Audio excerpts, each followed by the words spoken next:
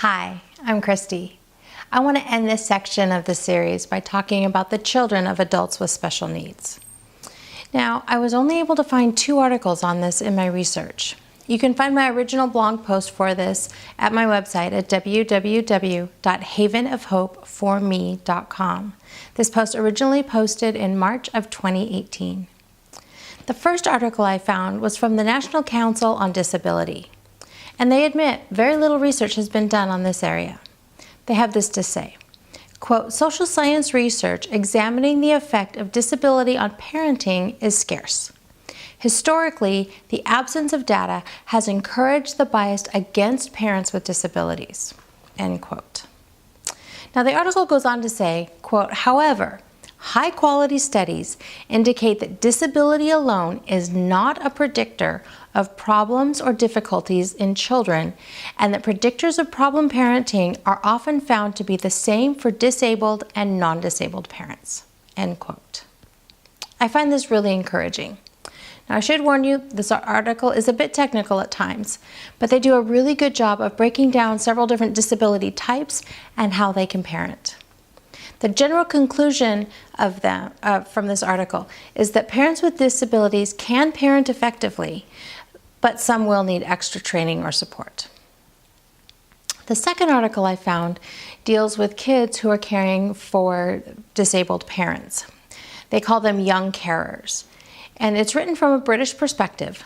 Again, it's a bit technical and difficult to follow at times, but I do suspect that much of what they have to say will apply to most first world countries.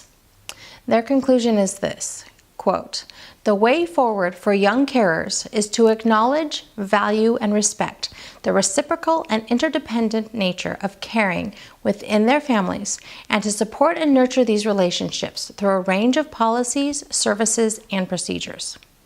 The emphasis needs to be on a whole family approach, which locates caring by children in a wider social and economic context. Practical and emotional support for all family members, including ill or disabled parents, children, and others, is critical for healthy living and development of individuals and of the family as a whole," end quote. I like how they focus on finding supports that allow the family to stay together and to develop healthy life skills. I do tend to agree with these articles where they say that it is possible for children living with a parent with special needs to develop unhealthy coping skills. Sometimes too much is expected of them at too young of an age. But let's be honest, that can happen in a typical family as well. I do appreciate their emphasis on proper training and support for these families, and how they go on to say that many develop normally, and many of them have no more responsibilities than in a typical family. Again, I've said it before and I'll say it again, living with special needs does impact life, but that doesn't have to be a negative.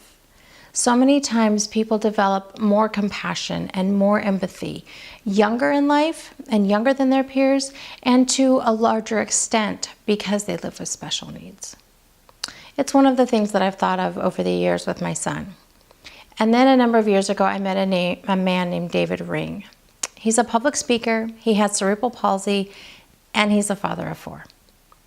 I heard him speak at a conference, and then I had the opportunity to talk to him for a couple minutes afterwards.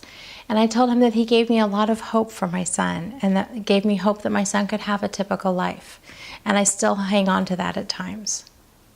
So as I end this video, my question for you this week is, how have you seen kids impacted by having a parent who's disabled or has special needs?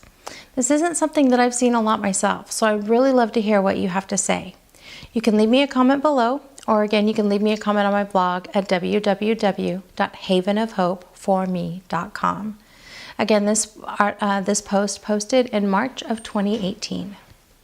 So as we continue journeying together, I hope that you can join me and say that life is good and there is never a dull moment.